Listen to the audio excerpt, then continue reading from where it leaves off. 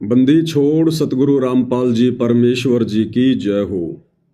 परमपिता परमात्मा सारी सृष्टि के रचनहार कुल मालिक असंख्य ब्रह्मांडों के स्वामी जगत गुरु तीनों लोकों में प्रवेश करके सबका धारण पोषण करने वाले राजाधिराज आत्माधार नाथों के नाथ देवों के देव महादेव सर्वेश्वर महेश्वर मृत्युंजय अजरो अमर आदि अनादि सनातनी प्रभु जगत पिता जगदीश्वर श्री श्री 1008 की उपाधि के वास्तविक अधिकारी अकाल मूर्त सौद स्वरूपी राम वासुदेव सर्वगतम ब्रह्म परम पूज्य प्रथम पूज्य परम संत परम पुरुष परम धनी परम दयालु सत्य कबीर हक्का कबीर अल्लाहु कबीर अल्लाहु अकबर बाखबर अल्लाह ताला जगत के तारणहार जगत के मुक्तिदाता जगत के जगन्नाथ हारे के सहारे हिंदुओं के राम मुसलमानों के अल्लाह सिखों के वाहिगुरु ईसाइयों के मसीह दया के सागर दयानिधि करुणा के सागर करुणानिधि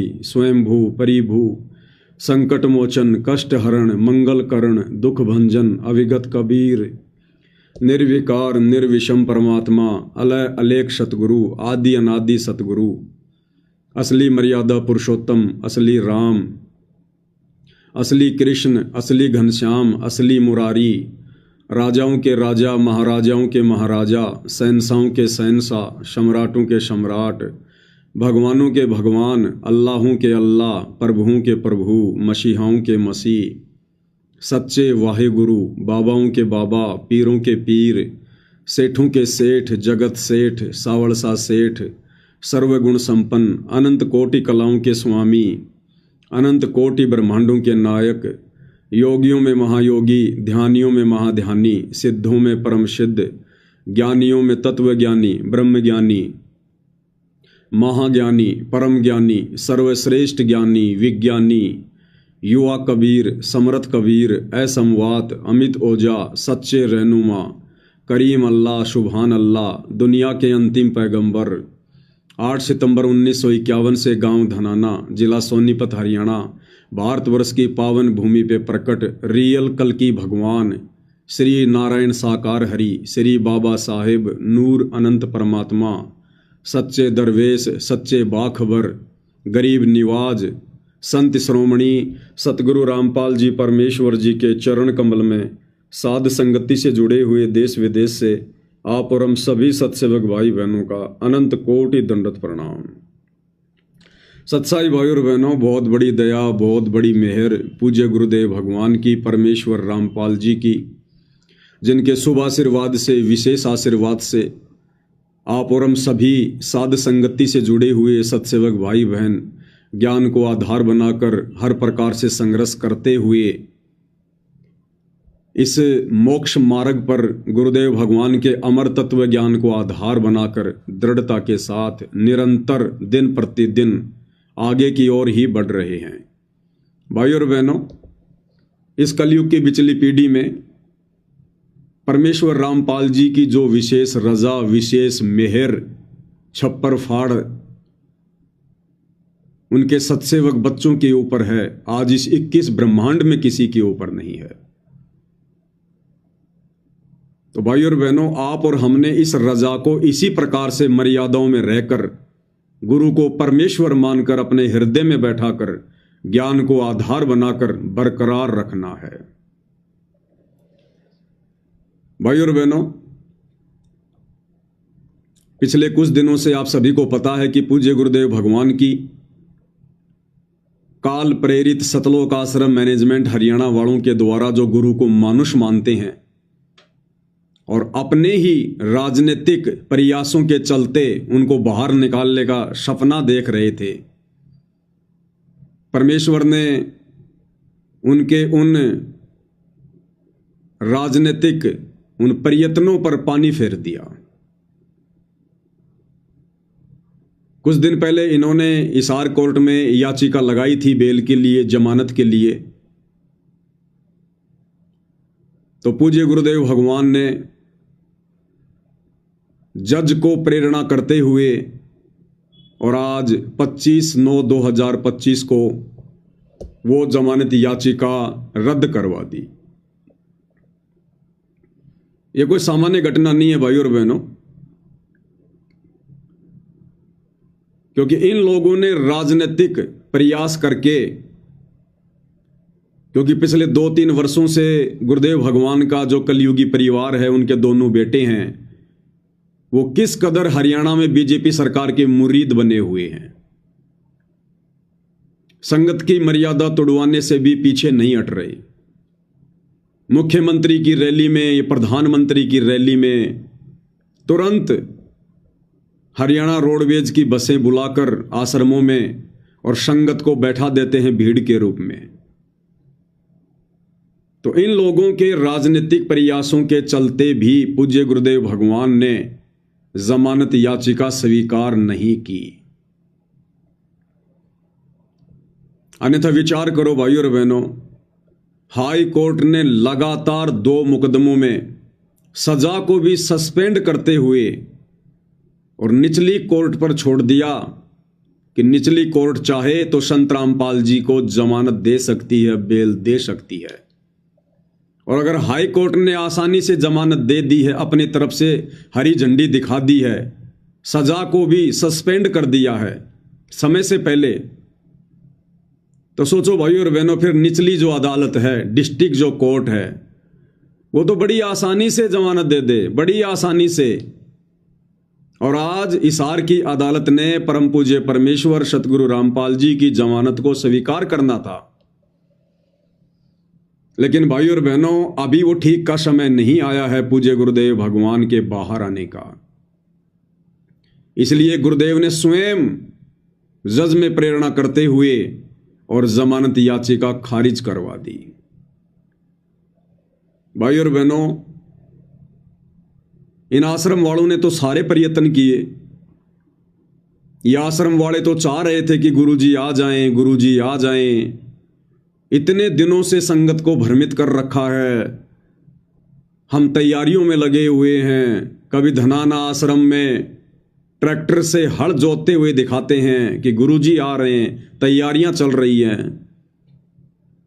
कभी गुरुजी के विश्राम के लिए धनाना आश्रम में एक 2 मंजिला इमारत बन रही है, उसको दिखाते हैं बार बार कि गुरुजी आ रहे हैं, गुरुजी आ रहे हैं। तो पूरा का पूरा शतलोक आश्रम मैनेजमेंट हरियाणा, गुरुदेव का परिवार, उनके भाई बंधु रिश्तेदार, सबके सब चाह रहे हैं कि गुरुजी आ जाएं, गुरुजी आ जाएं। और इन शतलोक आश्रमों से जुड़ी लाखों की संगत वो भी चाह रही है कि गुरुजी आ जाएं, गुरुजी आ जाएं, गुरुजी आ जाएं। उसके बावजूद भी गुरुदेव भगवान ने उन लोगों की नहीं सुनी। क्यों नहीं सुनी भाई? अरे इतना तो आप आश्रम वालों को विश्वास होगा कि सतगुरु रामपाल जी भी कोई छोटी मोटी शक्ति हैं, छोटी मोटी पावर हैं। हालांकि आप लोग उनको परमात्मा तो नहीं मानते, भगवान तो नहीं मानते, खाली जुबान से भगवान भगवान के जयकारे लगाते हो, हृदय में जगह नहीं है। आप तो भगवान मानते हैं उस डाढ़ी मूंछ वाली कबीर जी की समझे जाने वाली मुर्दा फोटो को। तो आप लोग तो चाह रहे थे सारे के सारे कि हमारे गुरुजी जमानत पर आ जाएं, जमानत पर आ जाएंगे, और आप लोगों को पूरी उम्मीद थी कि गुरुजी जमानत पर आएंगे। तो तुम्हारे कबीर भगवान ने भी, डाढ़ी मूंछ वाले ने भी तुम्हारी अर्जी स्वीकार क्यों नहीं करी? अरे क्या दोष है तुम्हारे दिल में, क्या दोष है तुम्हारे मन में? अरे तुम दुनिया में ढिंडोरा पीटते हो कि कबीर भगवान समर्थ है, कबीर भगवान समर्थ है, कबीर भगवान जो चाहे सो कर दे, 14 कोटि दूत यम डर ही, ऊत भूत जम त्रास निवारे, चित्रगुप्त के कागज फारे। तो कबीर भगवान अभी तक तुम आश्रम वालों से नाराज क्यों है? अपने अंश को, अपने हंस को, अपने अवतार को तुम लोगों के अनुसार हिसार जेल से बाहर क्यों नहीं निकाल पा रहा कबीर? अरे क्या कमी रह गई आश्रम वालों तुम्हारे अंदर? तुम्हारी भक्ति में, तुम्हारी श्रद्धा में, तुम्हारी मर्यादाओं में, तुम्हारे समर्पण में? क्या कमी रह गई? विचार करो बैठकर, 2 मिनट चिंतन मनन करो संसार से हटके। क्यों नहीं सुनी भगवान ने तुम्हारी?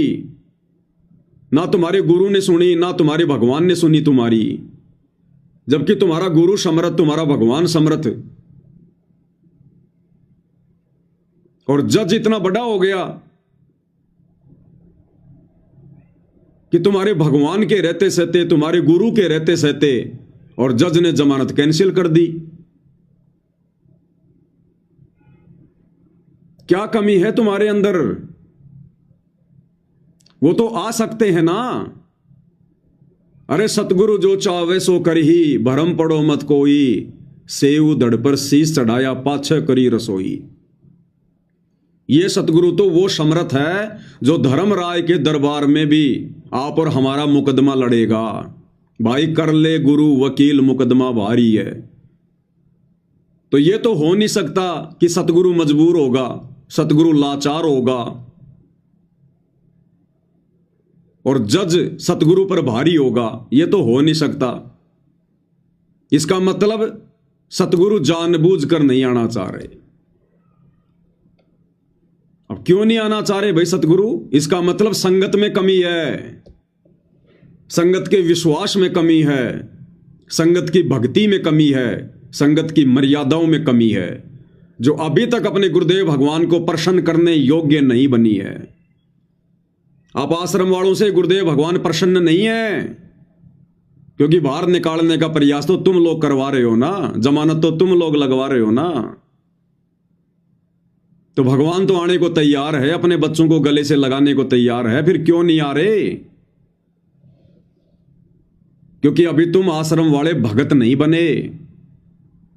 अभी तुम व्यभिचारणी भक्ति कर रहे हो, वैश्या भक्ति कर रहे हो। अभी तुम पतिव्रता पद पर नहीं आए। अभी तुम्हारे हृदय में गुरु परमात्मा के रूप में नहीं समाया। अभी तुम्हारा आचरण दोगला है। तुम्हारे विचार जगत वालों से भी गए गुजरे हैं। इसलिए सतगुरु अभी बाहर नहीं आना चाह रहे कि क्या करूंगा बाहर जाकर। अगर मैं बाहर चला भी गया तो संगत का क्या सुधर गया? जैसी मैं संगत को 2014 बरवाला कांड के समय छोड़ के गया था, उससे भी ज्यादा गई गुजरी हो चुकी है। जैसा मनमाना आचरण मेरे परिवार वाले, ये कोऑर्डिनेटर बरवाला कांड के समय कर रहे थे, उससे भी कई गुना ज्यादा मनमाना आचरण बरवाला कांड के बाद इन लोगों ने शुरू कर दिया। तो सतगुरु फिर क्या करेगा बाहर आकर? मूर्खों के बीच में आने से अच्छा है हिसार की जेल की 4 दीवारी में बैठकर कम से कम कैदियों को ज्ञान समझाया जाए। सतगुरु को भी इस बात का डर है, इस बात का भय है कि 2014 में तो इन्होंने बरवाला कांड करवा दिया, क्योंकि एक ही आश्रम था बरवाला, इसलिए बरवाला कांड हुआ। आश्रम वालों की मनमानी हरकतों के चलते, काल प्रेरणा के चलते। और गुरु को पता है अब तो इन मंदबुद्धियों ने मेरे नाम से 11 आश्रम खोल दिए, 11 आश्रम। और यदि इन लोगों की इन्हीं मूर्खता के बीच में अगर मैं जमानत पर बाहर आ गया, तो अब तो किसी दिन तो धनाना कांड होगा, किसी दिन धनुषा कांड होगा, किसी दिन सोजत कांड होगा, किसी दिन श्यामली कांड होगा, किसी दिन खमाणो कांड होगा, किसी दिन मुंडका कांड होगा। अभी तक तो एक ही कांड हुआ था, और अब ना जाने कितने कांड और करवाएंगे ये गुरु को मानुष मानकर, अपना वही घटिया रवैया अपनाकर। तो सतगुरु ने निर्णय लिया कि अभी बाहर नहीं जाएंगे। अन्यथा सतगुरु तो समर्थ है। अरे आप आश्रम वालों के अनुसार सन 2018 में सतगुरु रामपाल जी ने जानबूझकर अपनी सजा करवाई, जानबूझकर। ये बात मैं इसलिए कह रहा हूं क्योंकि बहुत सारे नादान, साथ संगतियों से ईर्ष्या करने वाले, नफरत करने वाले यही रोजाना रोएंगे कि देखो ये पवन दास कैसी मूर्खता भरी बातें करता है। कह रहा है कि गुरुजी ने खुद अपनी जमानत कैंसिल करवाई है। हाँ भाई, खुद ही करवाई है। तुम लोगों के अनुसार ही बात कर रहा हूं मैं। जब 2018 में गुरुदेव भगवान को कोर्ट के द्वारा सजा सुनाई जानी थी, तो उस समय आप ही सतलोक आश्रम वालों ने सजा के दूसरे ही दिन, उस सजा के दूसरे ही दिन ये पीला पर्चा निकाला था। तुम लोग तो पीला पर्चा डाल के भूल जाते हो, लेकिन ये पवन दास तुम्हारे सारे रिकॉर्ड रखता है, सारे रिकॉर्ड टोटली। तो ये पीला पर्चा जो तुम सतलोक आश्रम वालों ने 16/10/2018 को निकाला था, जिस दिन गुरुदेव को सजा हुई थी उसके दूसरे दिन, और क्या लिखा था तुम लोगों ने? सत साहिब जय बंदी छोड़ की सतगुरुदेव जी की जय, तारीख 16/10/2018। जैसा कि संत रामपाल जी महाराज जी ने बार बार सत्संग के माध्यम से बताया है कि इस पृथ्वी पर स्वर्ग बनाना है, लेकिन आज की स्थिति को देखते हुए अभी बहुत कुछ सिस्टम ठीक करना है। इस सिस्टम को ठीक करने के लिए गुरुदेव जी को बहुत सी परिस्थितियों से गुजरना होता है।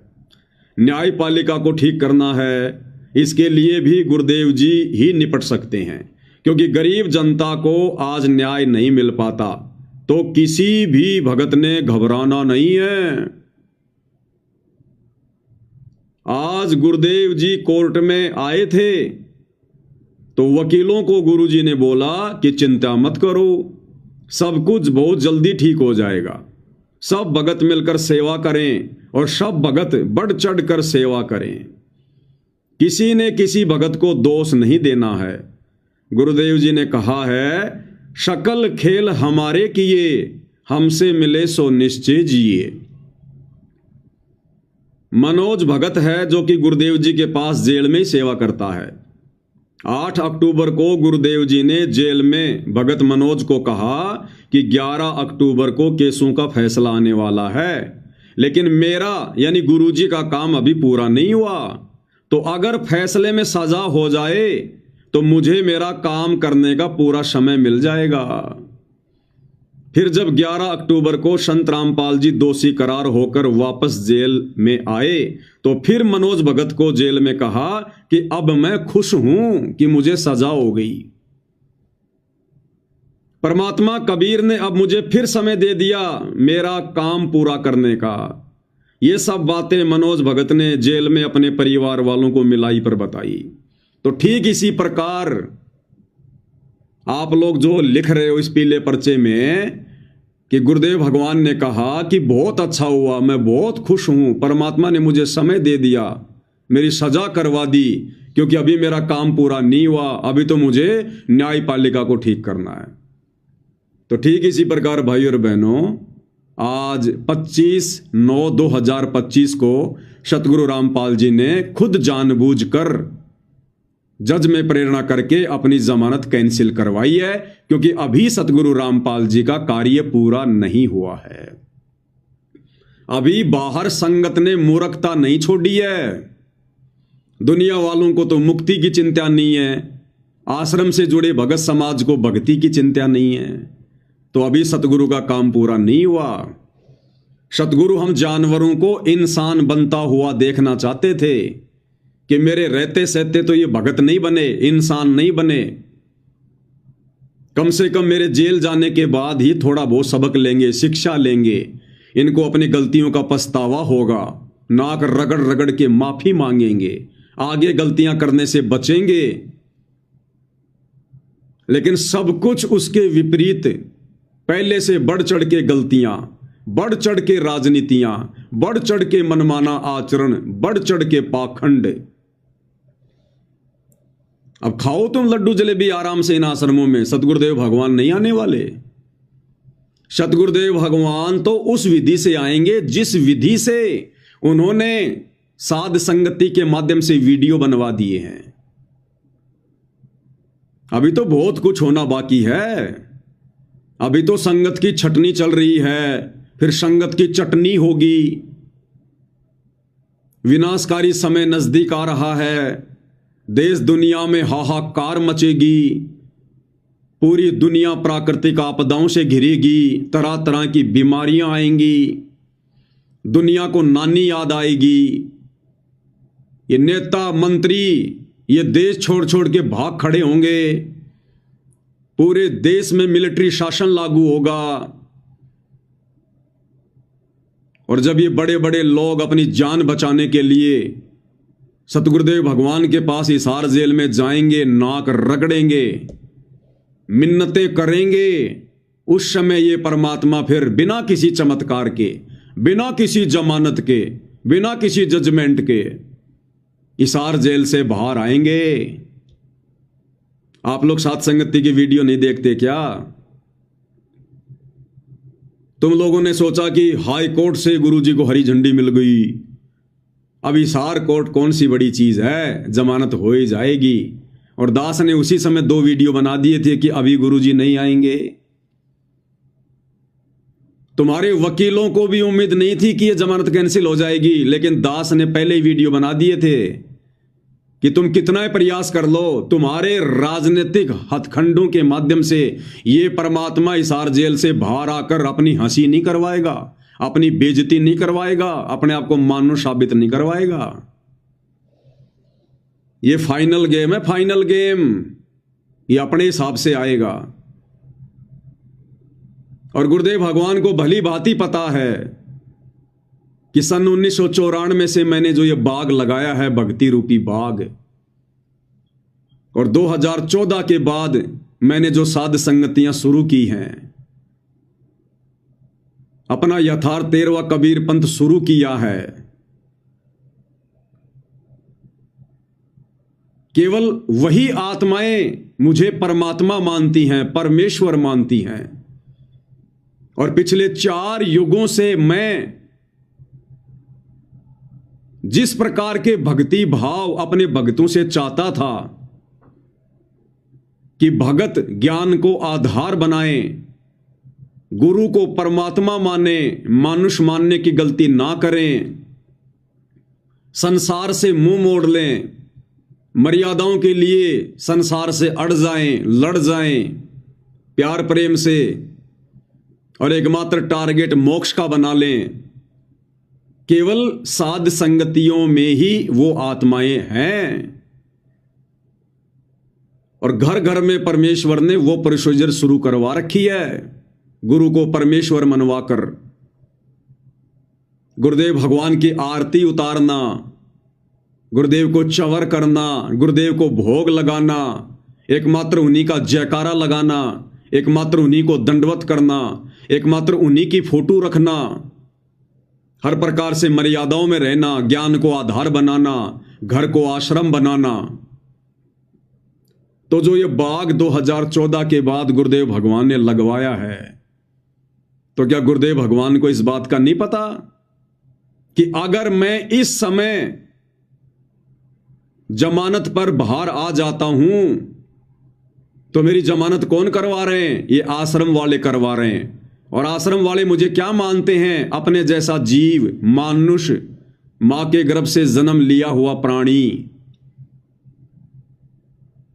ना इनकी कोई मर्यादा ठीक है, ना इनके भक्ति भाव ठीक हैं, ना इनके दिल में कोई तड़प है, ना कोई कशक है। ये तो खा रहे हैं लड्डू जलेबी बर्फी पिछले कई वर्षों से। गुरु जेल में दाल रोटी खाए तो खाए, ये तो खाएंगे लड्डू जलेबी बर्फी।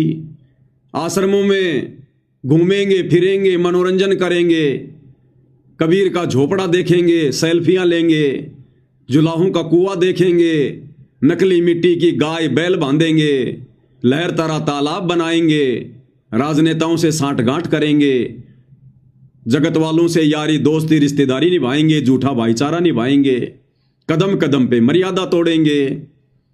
तो गुरुदेव को इस बात का नहीं पता कि अगर मैं जेल से बाहर आ गया तो जाऊंगा कहां? यही लोग लेके जाएंगे मुझे, और वहां लेके जाएंगे जिन आश्रमों को इन्होंने राजनीति का अड्डा बना रखा है। और यदि मैं वहां चला गया तो जो बाग मैंने सात संगतियों के माध्यम से लगाया है, मैंने अपनी विशेष आत्माओं को छांटा है सतलोक के लिए, जिनकी ट्रेनिंग चल रही है सात संगति में।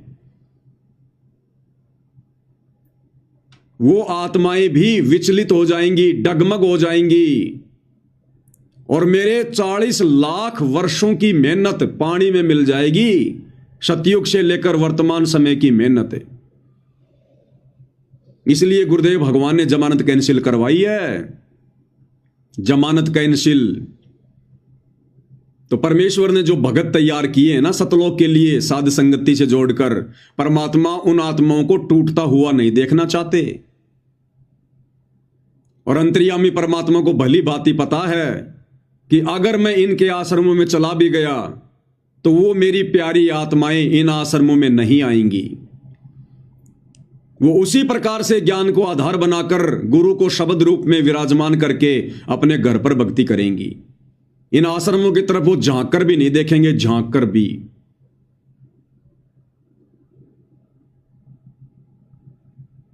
इसलिए परमपिता परमेश्वर ने अपनी जमानत कैंसिल करवाई है। और गुरुदेव को पता है यदि मैं इन आश्रमों में आ गया तो इन लोगों का सुधर क्या गया। इनकी तो वही घटिया आदतें, मनमाना आचरण, गुरु को मानुष मानना। तो मैंने जो चंद भगत छांटे हैं सात संगतियों के माध्यम से, फिर उनमें और आश्रम वालों में, अगर वो सात संगत वाले आश्रमों में आ गए तो उनमें और इन काल प्रेरित आश्रम वाले भक्तों में भला क्या अंतर रह जाएगा।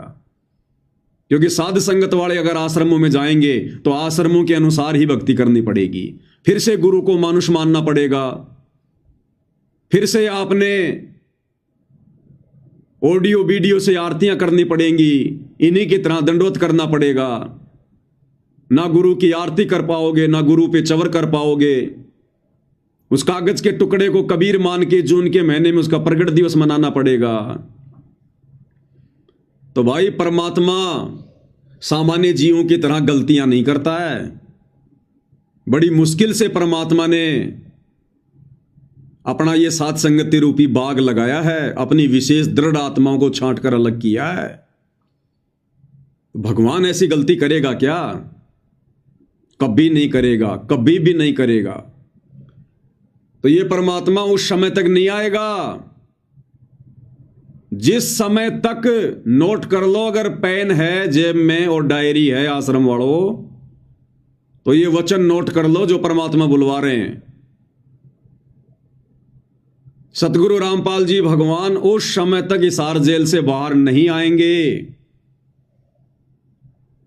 जिस समय तक इन आश्रमों से जुड़ी हुई ये नादान संगत, मूर्ख संगत, भेड़ चाल में चलने की आदि हो चुकी संगत, सतगुरुदेव के ज्ञान को आधार बनाकर साध संगति से जुड़े भाई बहनों की तरह, जब तक ये संगत हृदय से गुरु को परमात्मा मानने नहीं लग जाएगी, सारी फोटोएं हटाकर एकमात्र अपने घर पर, अपने दरबार पर, अपने लॉकेट में अपने पूज्य गुरुदेव भगवान की नहीं लगा लेगी। घर घर में सतगुरु रामपाल जी परमेश्वर जी को जब तक ये शतलोक आश्रमों से जुड़ी नादान संगत गीता जी अध्याय 3 श्लोक 13 के अनुसार भोग लगाना शुरू नहीं कर देगी, और घर घर में सत्सेवक भाई बहनों की तरह ये 5 दीपक वाली थाली लेकर परमेश्वर के विधान अनुसार पाती पंच पोहप कर पूजा, और देव निरंजन और न दूजा, जब तक घर घर में गुरुदेव भगवान की आरती उतरना शुरू नहीं हो जाएगी, जब तक घर घर में गुरु को परमेश्वर मानकर तीनों समय की आरती के समय या दोनों समय की आरती के समय भोग लगाते समय ये चौवर राम होना शुरू नहीं हो जाएगा, गुरुदेव को परमेश्वर मानकर, और जब तक ये नादान संगत जो इन सतलोक आश्रमों से जुड़ी हुई है, और इन सतलोक आश्रम के कोऑर्डिनेटरों ने, आश्रम संचालकों ने, गुरुदेव के परिवार वालों ने काल प्रेरणा से जो संगत की मर्यादाएं तुड़वाई हैं, संगत की भक्ति बर्बाद करवाई है, जब तक ये नादान संगत ज्ञान को आधार बनाकर इन लोगों का बहिष्कार करना शुरू नहीं कर देगी, अपने अपने कोऑर्डिनेटरों से, नामदान संचालकों से सवाल जवाब करना शुरू नहीं कर देगी, तब तक भाई और बहनों परमेश्वर दया नहीं करेंगे, नहीं करेंगे। और यह संगत यदि ऐसा नहीं करेगी तो फिर परमेश्वर अपनी विधि से आएंगे और नादान संगत की चटनी होगी, चटनी। युग परिवर्तन के समय में चटनी। परमात्मा चाहने वाली आत्माओं को तुम लोगों ने गुरु को मानुष मानकर उल्टी सीधी शिकायतें करके गुरुद्रोही साबित करवा दिया, गुरुद्रोही घोषित करवा दिया। क्या बीती होगी उस अंतर्यामी परमात्मा के दिल पर जब उन्होंने अपनी विशेष प्यारी आत्माओं को गुरुद्रोही कहा होगा। तुम लोगों की मूर्खता को देखकर अपने दिल पर, अपने कलेजे पर परमात्मा ने पत्थर रखकर अपने बच्चों को गुरुद्रोही कहा है। क्या उस परमात्मा को नहीं पता? भगवान बदल नहीं गया, भगवान वही है जो 650 साल पहले था। वही कबीर भगवान है वर्तमान में धरती पर, परम पूज्य सतगुरु रामपाल जी के रूप में। और क्या बताया गुरुदेव भगवान ने जब ये 650 साल पहले आए थे उस स्वरूप के विषय में, कि लोगों ने उनके साथ में कैसी कैसी बदतमीजियां की, ठंडा पानी तक नहीं पीने दिया, उसके बावजूद भी उन्होंने किसी को उफ तक नहीं कहा, किसी को शराप नहीं दिया। किसको शराप दें? सब उन्हीं के तो बच्चे हैं। तो आज क्या भगवान बदल गया जो अपने बच्चों को यह कहेगा कि तू गुरुद्रोही है, जबकि उनसे बढ़कर संगत में कोई गुरुमुखी नहीं? तो सोचो परमात्मा ने कैसे अपने कलेजे पर पत्थर रखकर ये शब्द कहे होंगे। क्या कह रहे हैं गुरुदेव भगवान? भगवान नहीं बदल गया, ना उनका विधान बदल गया, बदल गए भगत, बदल गई भगतों की सोच। क्या कह रहे हैं परमात्मा? परमात्मा आए थे, कबीर जी उनके साथ कितना अत्याचार किया था, और किसी को उन्होंने एक शब्द भी अप नहीं बोला, किसी को श्राप नहीं दिया, क्योंकि उसको पता था मेरे बच्चे हैं, किसको मारूं और किसको श्राप दूं। तो पुण्यात्माओं, यहां आप देख लो पिछले इतिहास, किसी भी संत को जरा सा कुछ कह दे, श्राप दे दे, तेरा नाश होगा और उसकी विरान मिट्टी हो जाए। अपना भी नाश किया उसने भक्ति का, और वो अगले को भी दुख दे दिया। तो वो परमात्मा थे। तो इसी प्रकार, इसी आधार से आपने इस मार्ग को आगे बढ़ाना है, दास का सहयोग देना है। क्या कह रहे हैं गुरुदेव? किसको श्राप दे वो परमात्मा? वो अन्य नकली साधु संतों की तरह नहीं होता, दुर्वासा की तरह नहीं होता, विश्वामित्र की तरह नहीं होता, चुनक ऋषि की तरह नहीं होता, जो जरा सा उनको कोई कुछ कह दे और श्राप दे दे, सामने वाले का सत्यानाश कर दें। ये गुरुद्रोही शब्द क्या है पता है तुम्हें? ये दुनिया का सबसे बड़ा श्राप है, सबसे बड़ा श्राप। अरे गुरुद्रोही होने के बावजूद 650 साल पहले परमात्मा ने कमाल को भी कभी गुरुद्रोही नहीं कहा, उस समय कभी गुरुद्रोही नहीं कहा। आज गुरुदेव भगवान बता रहे हैं कि वो गुरुद्रोही हो गया था, उस समय कबीर भगवान ने उसे गुरुद्रोही नहीं कहा। और आज जो आत्माएं गुरु को परमात्मा मान रही हैं, अपनी पलकों पे रखती हैं, उनके लिए अपनी जान हथेली पर लेकर चलती हैं, उनके वचन को निभाने के लिए समाज से संघर्ष कर रही हैं, उन आत्माओं को परमात्मा गुरुद्रोही की संज्ञा देंगे? आश्रम वालों, तुम्हारी बुद्धि भ्रष्ट है, बुद्धि भ्रष्ट। तो जब तक यह संगत लाल और लालड़ी की पहचान करने योग्य नहीं हो जाएगी, स्वयं निर्णय करने के योग्य नहीं हो जाएगी, अभी तक तो तुम आश्रम वाले भगत को नहीं पहचान पाए। भगत को, भगवान को क्या तुम खाक पहचानोगे? ये पवनदास तुम्हारे सामने पिछले 10 वर्षों से चिल्ला रहा है, मकान के किसी कोने में बैठ के नहीं, सोशल मीडिया पर, इंटरनेशनल चैनल है फेसबुक इंटरनेशनल, और 10-15 हजार वीडियो बनवा दिए परमात्मा ने। अरे मेरे इतने वीडियो देखकर, अच्छे से मेरी रहनी करनी को देखकर, मेरे विचारों को देखकर, मेरे बोल वचनों को सुनकर, और 10 साल से तुम एक भगत की पहचान नहीं कर पाए कि गुरुद्रोही क्या होता है, गुरुद्रोही के क्या लक्षण बताए गुरुदेव ने। जो साथ संगत वाले भाई बहन गुरु की महिमा करते करते अपने मुंह का थूक सुखा लेते हैं, उनको तुम गुरुद्रोही कह रहे हो। और जो दिन रात राजनेताओं के चरणों में पड़े हुए हैं, गंदी राजनीति कर रहे हैं, वो गंदगी तुम लोगों को खिला रहे हैं, आन उपासना करवा रहे हैं तुम्हारे से, दर दर धक्के खिला रहे हैं तुम्हारे से, एक भी मर्यादा तुम्हारी सुरक्षित नहीं छोड़ी, दान धर्म तुम्हारा दुरुपयोग हो रहा है, उनको तुम गुरुमुखी कह रहे हो, परम भगत कह रहे हो। तो क्या करेंगे गुरुदेव भगवान जमानत करवा कर ऐसे मंदबुद्धियों के बीच में आकर, जिनको अभी तक केवल एक भगत की पहचान नहीं करनी आई, वो भगवान की क्या खाक पहचान करेंगे। तो परमेश्वर अब अपने हिसाब से आएगा, अपने हिसाब से, अपने हिसाब से। क्योंकि तुम्हारे को गुरुदेव ने मौका दिया तुम्हारे हिसाब से आने के लिए, तुम्हारी बरवाला कांड की गलतियों को माफ किया, नजरअंदाज किया, कोई बात नहीं, बच्चों से गलती हो गई, हो सकता है मेरे जेल जाने के बाद ये सुधर जाएंगे, संभल जाएंगे। बरवाला कांड किसकी देन है? राष्ट्रीय समाज सेवा समिति की, सतलोक आश्रम मैनेजमेंट हरियाणा की, इन कोऑर्डिनेटरों की, गुरुदेव के परिवार की। सारी की सारी व्यवस्था तो ये संभाल रहे थे, हथियारों की व्यवस्था करना, भक्तों को कमांडो बनाना, सरकारों के खिलाफ पुस्तकें लिखना, जजों को भड़काना, सारी व्यवस्था तो ये कर रहे थे। इन्हीं लोगों के कारण भक्तों की और प्रशासन की झड़प हुई, 6 भक्तों की मौत हुई और मुकदमा लगा सतगुरु रामपाल जी पर। सतगुरु रामपाल जी ने मारा है।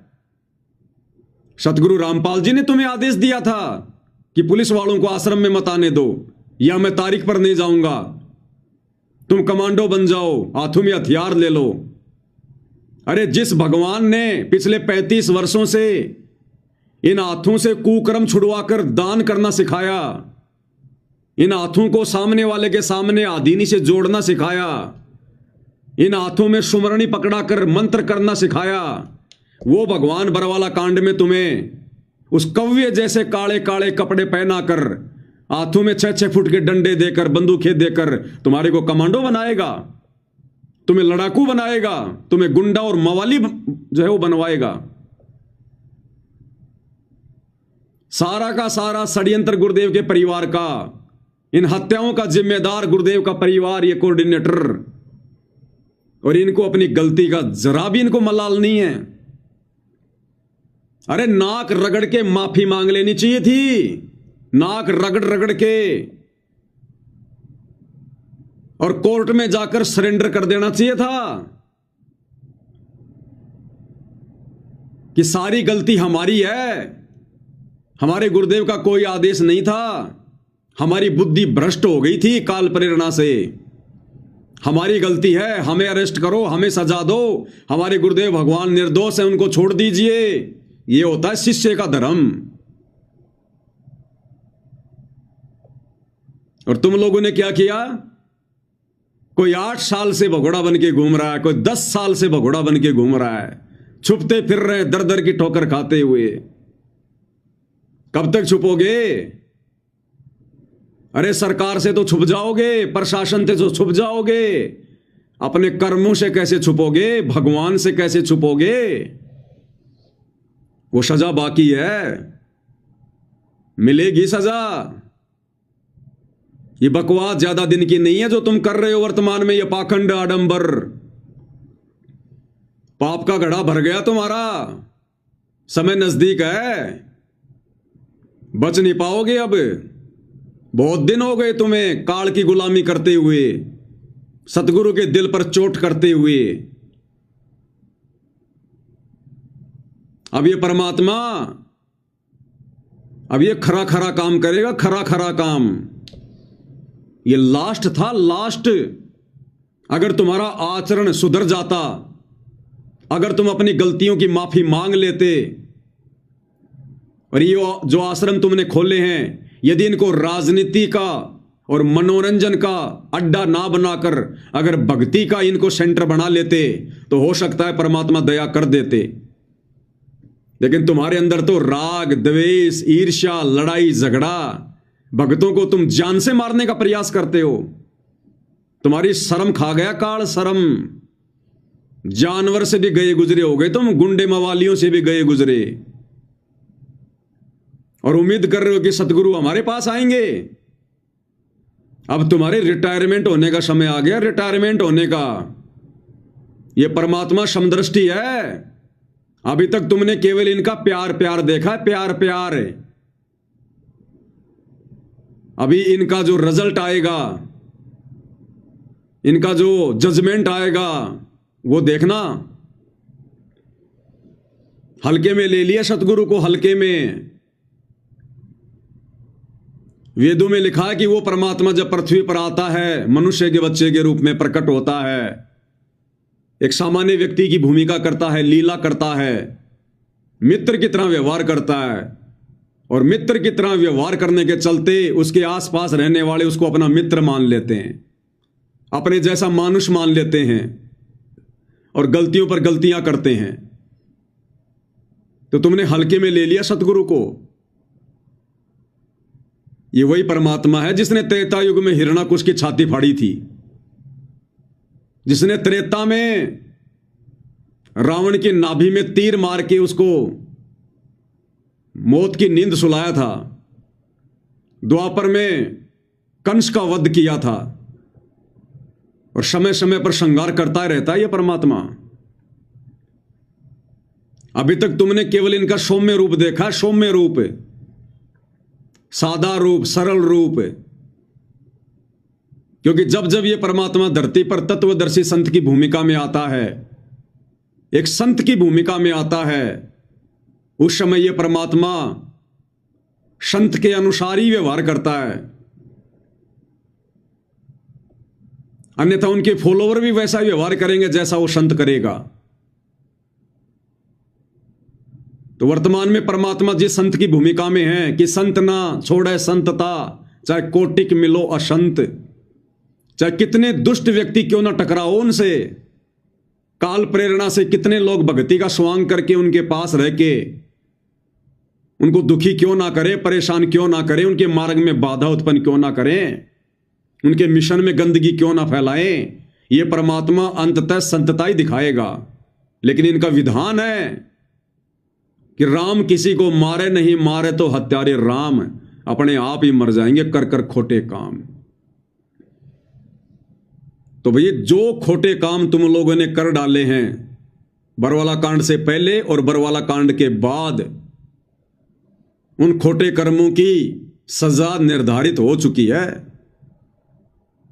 अब धीरे धीरे धीरे धीरे जो बीज तुम लोगों ने बोया है इस भक्ति मार्ग पर, अब उसकी फसल कटेगी। अब फसल इस युग परिवर्तन के दौर में तुम लोग भी अछूते नहीं रहोगे, जिन्होंने गुरु को मानुष मानकर हैंडल किया है और गुरु की आज्ञा से ज्यादा अपना मनमाना आचरण संगत के ऊपर थोपा है। अब समय आ रहा है, तो ऐसे नहीं आने वाला है परमात्मा। और ये नादान संगत अगर संभल सकती है तो संभल जाए। देखो इन मुख्य लोगों का तो हो गया बेड़ा गर्क, इनको तो कोई माफी नहीं है, ना इस जन्म में माफी है ना अन्य किसी जन्म में इनको माफी है। ये कलयुग की पिछली पीढ़ी तो इन्होंने बर्बाद कर दी, अनमोल मनुष्य जन्म इन्होंने बर्बाद कर दिया गुरु को मानुष मानकर। तो ये जो मुख्य लोग हैं ना, जिनमें गुरुदेव के बेटा बेटी भाई बंधु रिश्तेदार, ये कोऑर्डिनेटर, आश्रम संचालक, ये वर्ल्ड कोऑर्डिनेटर, बड़े बड़े सेवादार, ये जितने भी लोग हैं, ये 150, इन्होंने तो अपनी भक्ति और जीवन कर लिया बर्बाद। लेकिन संगत को फिलहाल मौका है। कब तक? जब तक गुरुदेव भगवान हिसार जेल से बाहर नहीं आते हैं। और ये जानबूझकर गुरुदेव ने आज अपनी जमानत कैंसिल करवाकर इस नादान संगत को एक मौका दिया है। और ये लास्ट मौका है, अंतिम मौका है ये। संभल सको तो संभल लेना, इसके बाद मौका नहीं मिलेगा। उसके बाद तुमने जो बीज बोया है इस भक्ति मार्ग पर, जैसी तुमने मर्यादा निभाई है, जैसा तुमने गुरु को मानकर भक्ति की है, वैसा ही परिणाम मिलेगा, वैसा ही। तो तुम्हें 2-2.5 साल का मौका और मिल रहा है, 2-2.5 साल का। संभल सको तो संभल जाना संगत वालों, अन्यथा तुम्हारी दुर्गति करवा के छोड़ेंगे लोग, दुर्गति। तुम्हें ना घर का ना घाट का, धोबी का कुत्ता बना के छोड़ेंगे, धोबी का कुत्ता। तुम्हें हर प्रकार से इन लोगों ने बर्बाद कर दिया, हर प्रकार से।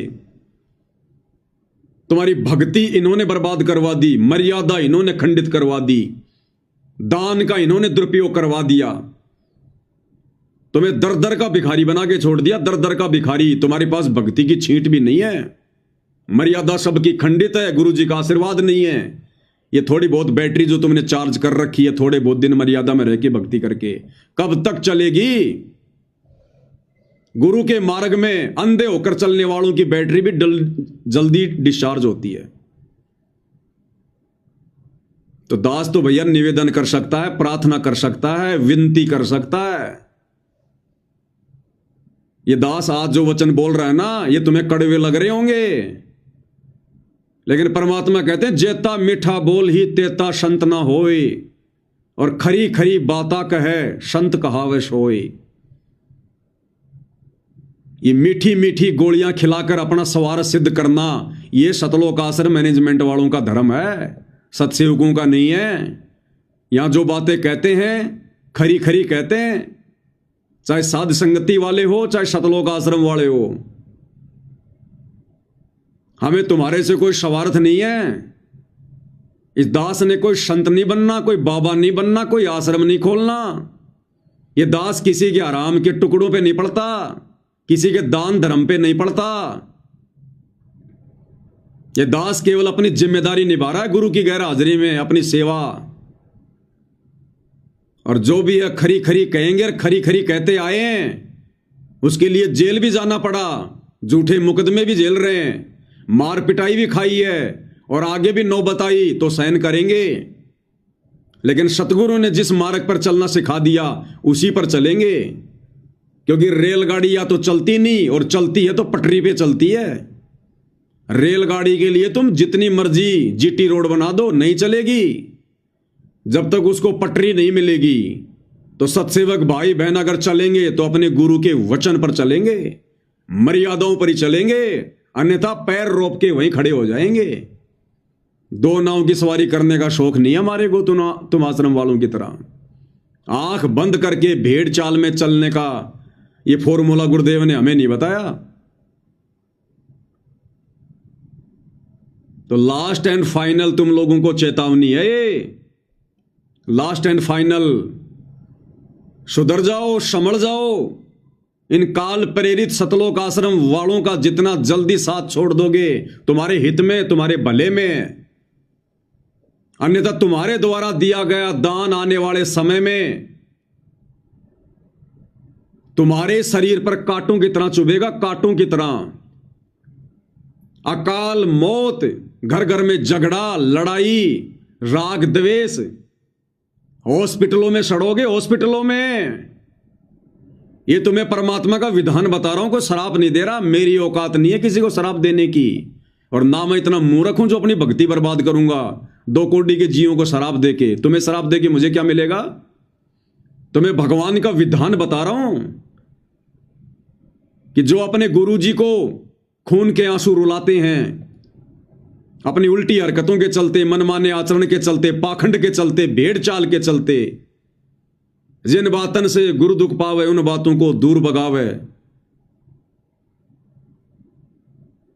अरे ज्ञान गंगा पुस्तक बांटने के अलावा एक भी वो कर्म बता दो जो 2014 बरवाला कांड के बाद तुम लोगों ने सतगुरु को खुश करने के लिए किया हो, मर्यादा वाला किया हो, भक्ति बढ़ाने वाला किया हो। एक कर्म बता दो ज्ञान प्रचार के अलावा। तुम्हारे सारे घटिया कर्म, उल्टे कर्म, ज्ञान विरुद्ध कर्म, काल प्रेरित कर्म, तुम लोगों ने सतगुरु को खून के आंसू रुलाए। जब जब भूल पड़े पुस्तक में लास्ट में जो लेटर लिखा है गुरुदेव ने, किस कदर गुरुदेव रो रहे हैं। विशेष संदेशों में परमात्मा किस कदर तुम लोगों से विनती कर रहे हैं, प्रार्थना कर रहे हैं कि भाई अपने ऊपर रहम नहीं कर सकते तो इस दास के ऊपर रहम कर दो। तो मूर्खों से सतगुरु रहम की भीख मांग रहा है, रहम की भीख। अरे मर जाओ डूब कर नालायको। क्या मुंह दिखाओगे सतगुरु को आने के बाद? तुम लोगों से तो नकली संतों की संगत लाख गुना अच्छी है। भेड़ चाल में नहीं चलती, देखा देखी में नहीं चलती, भले उनके पास भक्ति नहीं है। तो ये लास्ट एंड फाइनल वार्निंग है तुम लोगों को सतगुरुदेव भगवान की तरफ से। इसलिए आज उन्होंने जानबूझकर इस नादान संगत को मौका देते हुए अपनी जमानत रद्द करवाई है, कैंसिल करवाई है। ये अपनी मर्जी का मालिक है, किसी जज के दबाव में नहीं बैठा। जेल की 4 दीवारियां इसको कैद नहीं रख सकती। लेकिन तुम्हें यह बात समझ में नहीं आएगी क्योंकि तुम गुरु को मानुष मानते हो, और जो गुरु को मानुष मानता है उसके हृदय में यह बात नहीं समाती। तो भाई विनती कर सकते हैं, बस प्रार्थना कर सकते हैं, इससे ज्यादा कुछ नहीं। सतगुरु वही चाहता है जो उन्होंने अपने सत्संगों में हमें बताया, समझाया। अरे सतगुरुदेव भगवान ने सत्संग किस लिए सुनाए थे? किस दिन के लिए सुनाए थे? भेड़ चाल में चलने के लिए। तुम आश्रम वालों ने तो सतगुरु के सत्संगों को बोरे में पैक करके खूंटी पे टांग दिया अचार डालने के लिए। सुने कभी सत्संग? तुमने ध्यान से विचार किया कभी? सत्संग सुनना अलग चीज बताई गुरुदेव ने, और सत्संगों को समझना मुख्य चीज है। क्या बताया परमात्मा ने? उस ताऊ की कहानी। 2 भाई थे, छोटे भाई की मृत्यु हो गई। छोटे भाई के जो बच्चे थे उनको उनकी माताजी ने कहा कि बच्चों तुम्हारे पिताजी मर गए, तुम अभी छोटे हो, तुम्हें अभी व्यापार काम धंधे की नॉलेज नहीं है, तुम ऐसा करो अपने ताऊ जी के पास जाओ, और ये मेरे पास में तुम्हारे पिताजी के समय के रखे हुए कुछ लाल हैं। लाल एक चमकदार एक पत्थर जैसा होता है, जैसे बच्चे बचपन में जो खेला करते थे, वो गोलियां वगैरह, कांच की गोलियां जिनको क्या बोलते हैं, कंचे वगैरह, वैसा एक चमकदार होता है एक पत्थर लाल। उसकी कीमत गुरुजी ने बताई करोड़ों में। तो बच्चों की मां ने कहा कि तुम्हारे पिताजी के समय के मेरे पास ये कुछ लाल रखे हैं, ये लाल ले जाओ, पैसे तो है नहीं, ये ताऊ जी को दे देना और ताऊ जी के साथ में काम धंधे में हिस्सा कर लो। दोनों बच्चे वो लेकर लाल माता की आज्ञा लेकर ताऊ जी के पास चले गए। ताऊ जी से जाकर सारी घटना बताई और कहा कि हमारी मां ने ये लाल दिए ताऊ जी। तो ताऊ ने वो लाल हाथ में लिए, वो गठरी खोली और देखा और वापस बंद कर दिए ताऊ ने, और कहा कि बच्चों ये तो बहुत कीमती हैं, अभी मुझे इनकी आवश्यकता नहीं है, मेरी उधार चलती है, ये अपनी मां के पास वापस रख के आ जाओ, जब आवश्यकता पड़ेगी जब मंगवा लूंगा। ताऊ समझदार था। ये ताऊ समझना सतगुरु रामपाल जी को, ये कथाएं कोई मनोरंजन के लिए नहीं सुनाई, वो ताऊ समझना सतगुरु रामपाल जी को। और वो 2 बच्चे वो समझना संगत को, और वो लाल वो समझना इन काल प्रेरित सतलोक आश्रम मैनेजमेंट हरियाणा वालों को, जो ताऊ ने वापस दे दिए थे कि ले जा बेटा ये बहुत कीमती है। तो और ताऊ ने बच्चों को देश विदेश घुमाना शुरू कर दिया, व्यापार धंधा सिखाना शुरू कर दिया। कई दिनों बाद में ताऊ ने कहा कि बच्चों ये लाल ले जाओ, और वो जो सेठ जी है ना जिससे अपन उधार सामान लेके आते हैं, उसके काफी उधार हो गई, तो तुम ये लाल ले जाओ और सेठ जी के जो उधार हो चूकती करके आओ। ठीक है ताऊ जी। दोनों लड़के चले गए, जाकर सेठ जी को लाल दे दिया कि सेठ जी हमारे ताऊ जी ने लाल दिया है, आप अपना उधार समाप्त करो। सेठ ने एक जोहरी बुलाया जो लाल की जो परख करता था। जोहरी ने आकर देखा लाल को और कहा कि सेठ जी ये तो लाल नहीं है, ये तो लालड़ी है, लालड़ी। अरे लाल तो करोड़ों का होता है, ये लालड़ी तो 2 आने की भी नहीं है, 2 आने की भी। उन बच्चों ने भी देखा ध्यान से। सेठ ने अपने हाथ में पकड़ा और गली में फेंक दिए वो, और कहा कि ले जाओ इसे, धोखेबाज आदमी हो, मुझे ठगना चाहते हो। तुम्हारा ताऊ ऐसा दिखाई तो नहीं देता था, कब से हो गया ऐसा। वो दोनों बच्चे वो लालड़ी को उठाकर ढंग से देखते हुए और वापस आ गए ताऊ जी के पास, सारी बात बताई। ताऊ जी बड़ा चालाक था, बड़ा सयाना था, जानबूझ के लालड़ी दी थी, जानबूझ के। ताऊ जी ने कहा ओ बच्चों मेरे से गलती हो गई, धोखा लग गया, मैंने लाल की जगह तुम्हें लालड़ी दे दी। सेठ बिल्कुल ठीक कह रहा बच्चों। अच्छा एक काम करो, अब ये लाल ले जाओ, अब जाओ सेठ जी के पास। अब दोनों बच्चों ने फिर से लाल हाथ में लिया, लाल को ध्यान से देखा। वो परख कर रहे थे लाल और लालड़ी की, झटके लग रहे थे उनको। ताऊ ये चाहता था कि ये लाल और लालड़ी की पहचान कर लें, मुझे कहना ना पड़े। दोनों बच्चे लाल को लेकर बड़े गौर से निहारते हुए, उसकी परख करते हुए सेठ जी के पास गए। बोला सेठ जी हमारे ताऊ के धोखा लग गया था, हमारे ताऊ जी ऐसे नहीं है, देखो ये अब की बार ताऊ जी ने लाल दिए। सेठ ने फिर से जोरी बुलाया, जोरी ने देखा और कहा कि सेठ जी ये लाल है। सेठ ने कहा कि देखो देखो ऐसा होता है लाल, ये है लाल, ले आए थे लालड़ी। बच्चों को भी पता चल गया कि लाल कैसा होता है और लालड़ी कैसी होती है। वापस गए और कहा कि ताऊ जी हम दे के आ गए। कुछ दिनों बाद में फिर से ताऊ ने कहा कि बच्चों फिर से उधार हो गई, अब तुम एक काम करो, वो जो तुम्हारी माता जी के पास में जो लाल रखे हुए ना, वो लाल लेके आओ, वो सेठ जी को देंगे और सामान उधार लेंगे। दोनों बच्चे गए दौड़ते हुए। माँ से कहा माँ ने कहा आओ बच्चों बहुत दिनों में आए, खाना खाओ, भोजन खाओ। उन्होंने कहा कि नहीं माँ, भोजन बाद में खाएंगे, बहुत ज्यादा उधार हो गई है, एक काम कर वो लाल दे जो लाल तेरे पास रखे हुए हैं। तो माँ ने अंदर से निकाल के वो लाल उनको दे दिए, वो पोटली कपड़े में बांध रखी थी। अब उन बच्चों ने देखा कि हम देख तो लें कहीं ये लालड़ी तो नहीं है, क्योंकि बच्चों को परख हो गई थी कि कहीं ताऊ जी के सामने हमारे को शर्मिंदा होना पड़े, हम चेक कर लें लालड़ी एक लाल है ये। वो बच्चों ने गठरी खोली मां के सामने और देखा तो वो लालड़ी थी, लालड़ी 2 आने की भी नहीं थी। वो जिनको लाल समझ रहे थे, ये लाल कौन है? आश्रम वाले, ये कोऑर्डिनेटर, आश्रम संचालक, गुरुजी का परिवार। तो बच्चों ने देखा ये तो लालड़ी है। वो बच्चे कौन? संगत, और वहीं फेंक दिए उनको कि मां तू तो बहुत भोली है, तू लालड़ियों को लाल समझ के और बक्से में सजा के बैठी थी। ये तो लालड़ी है, लाल तो मां कई करोड़ों का होता है। तो मां ने कहा बच्चों मुझे क्या पता, तुम्हारे पिताजी के समय के रखे थे, मैंने सोचा भाई लाल होंगे, अब मन के बेरा बेटा। दोनों बच्चे उनको वहीं पटक के और ताऊ जी के पास गए, मुंह लटका के, और कहा ताऊ जी अरे बच्चों लाए लाल।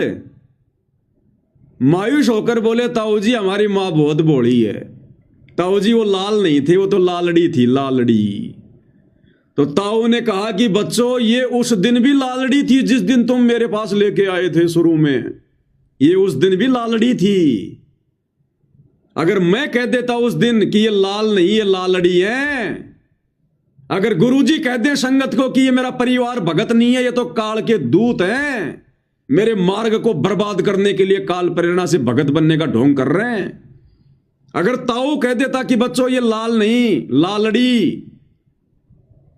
तो ताऊ ने कहा कि तुम उस दिन नाराज हो जाते और तुम्हारी मां भी दुख मानती कि मेरा जो पति है वो मेरे सिर पर नहीं है, इसलिए हमारे लाल को भी लालड़ी बता रहा है। बच्चों, आज तुमने खुद ही परख कर ली, मुझे बोलना नहीं पड़ा। तो इसी प्रकार सतगुरु रामपाल जी भगवान चाहते हैं कि ये नादान संगत मेरे ज्ञान को आधार बनाकर और अपनी आंखों से अपने इन गुरु भाइयों के, आश्रम वालों के, कोऑर्डिनेटरों के, गुरु जी के बेटा बेटी भाई बंधु रिश्तेदारों के कुक्रम देखकर, ये राजनीतियां देखकर, स्टेडियम देखकर, जाटों की धर्मशाला देखकर, गुंडों की सीबीआई जांच देखकर, जाटों का आरक्षण देखकर, अयोध्या का भंडारा देखकर, परशुराम की जयंती देखकर, सिरसा में नकली कबीर जयंती देखकर और दुनिया भर का ये अन्नपूर्णा के तहत पाखंड, आडंबर, ये सारे मनवस घटिया भक्ति विरुद्ध कुकर्मों को देखकर गुरुदेव भगवान सोच रहे हैं कि ये नादान संगत खुद ही फैसला कर ले तो ठीक है कि संगत में लाल कौन है और लालड़ी कौन है, ये आश्रम वाले कौन है और साथ संगति वाले कौन है, मुझे कहना ना पड़े। इसलिए गुरुदेव भगवान ने समय दिया संगत को बरवाला कांड के बाद, लेकिन ये नादान संगत उन दोनों भाइयों से भी गई गुजरी। अरे उन बच्चों ने तो एक ही झटके में लाल और लालड़ी की पहचान कर ली। इस नादान संगत को तो 10 साल से ऊपर का समय हो गया, आज तक ये पहचान नहीं कर पा रहे कि साथ संगत वाले भाई बहन कौन है और ये शतलोक आश्रम वाले कौन है, लाल कौन है, लालड़ी कौन है। गुरु नहीं बताना चाहता। अगर गुरु कह दे कि ये आश्रम वाले काल प्रेरित हैं, बच्चों ये भगत नहीं है, तो ये संगत वाले अपने गुरुजी में दोष देखना शुरू कर देंगे, दोष देखना। इसलिए गुरुजी नहीं चाहते कि मैं दोषी बनूं, मैं ये बुराई मोल लूं। इसलिए गुरुदेव भगवान ने बरवाला कांड के बाद खुले सांड की तरह इन आश्रम वालों को भी बाहर छोड़ दिया और संगत को भी बाहर छोड़ दिया कि आपस में सींग मार मार के देख लो, घंटी बजा बजा के देख लो, भिड़ंत कर करके देख लो, कौन भगत है और कौन गुरु गद्दार है, कौन गुरु मुखी और कौन गुरु द्रोही है। लेकिन ये नादान संगत आज तक पहचान नहीं कर पा रही लाल और लालड़ी की, उन काल प्रेरित सतलोक आश्रम वालों की और साध संगति से जुड़े सत्सेवक भाई बहनों की। जबकि दिन रात वीडियो बनाए जा रहे हैं और दिन रात वो लोग भी अपने काले कुकर्म करते ही रहते हैं। वो अपने कुकर्मों के वीडियो बनाते हैं, हम लोग ज्ञान आधार से वीडियो बनाते हैं। ये नादान संगत निर्णय नहीं कर पा रही, इसलिए अभी तक सतगुरुदेव भगवान बाहर नहीं आ रहे। इसलिए ताऊ ने, सतगुरु रामपाल जी ने जानबूझकर आज 25/9/2025 को अपनी जमानत जज में प्रेरणा करके कैंसिल करवाई है, क्योंकि अभी संगत नीर खीर का निबेरा करने के योग्य नहीं हुई है। और ये 2-2.5 साल का समय और दिया जा रहा है। उस ताऊ ने समय नहीं दिया था, लेकिन ये ताऊ, भक्ति का ताऊ सतगुरु रामपाल जी दयालु परमात्मा फिर से तुम आश्रम वालों पे रहम कर रहा है। 2-2.5 साल का समय तुम्हें और दिया जा रहा है, कर लेना विचार, अन्यथा फिर दुर्गति होगी, दुर्गति और गुरु की आंखों के सामने होगी। फिर तुम 100 दोष देखोगे गुरु मेर भक्ति में कि मैं तो आश्रमों में पाठ भी करवा रहा था, मैं तो ज्योति भी करवा रहा था, मैं तो हर समागम में हाजिरी भी लगा रहा था, मैं तो तारीखों पर भी जा रहा था, मैं तो अन्नपूर्णा मुहिम के तहत मकान बनाने के लिए मजदूरी भी कर रहा था। वो मजदूरी तुम काल की कर रहे थे, काल की, वो बेगार कर रहे थे, बेगार। सतगुरु भक्ति करवाने आता है, भक्तों से मजदूरी करवाने नहीं आता यहां। इन आश्रम वालों को मौका नहीं है बिल्कुल भी। आज 25/9/2025 को इनकी लास्ट लाइन थी, डेडलाइन। इस नादान संगत को मौका है थोड़ा, अगर संभल सको तो संभल लेना भाई और बहनों, नहीं तो दुर्गति दरवाजे पर खड़ी है, दुर्गति। साथ संगति के वीडियो देखना शुरू कर दो, ज्ञान को आधार बना लो, भेड़ चाल में मत चलो, मत डरो, मत घबराओ कि नामखंड होगा। ये दुनिया भर की बकवास जो आश्रम वाले तुमसे करवा रहे हैं, इससे तुम्हारे नामखंड नहीं हो रहे। और अपने गुरु भाई बहनों के ज्ञान आधारित, गुरुदेव के सत्संगों पर आधारित वीडियो देखने से तुम्हारे नामखंड हो रहे हैं। तुम्हारी बुद्धि भ्रष्ट हो रही है, काल बैठा है तुम्हारी नाक पर।